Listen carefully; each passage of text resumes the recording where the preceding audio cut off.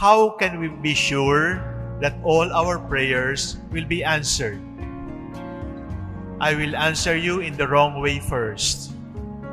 Brothers and sisters, prayer is not about numbers.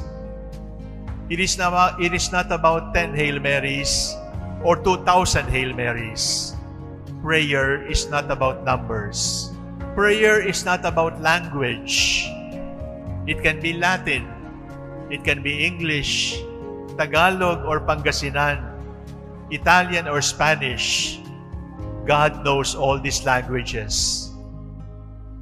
If you want all your prayers to be answered, there are only two things that you must remember. Number one, when you pray, you must love much. Number two, when you pray, you must forgive much.